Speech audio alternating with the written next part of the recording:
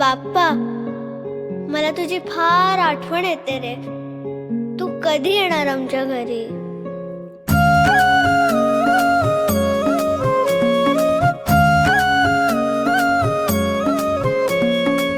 देवा तुझ्याच साठी उघडून दार, वाट पाहून झाली फार.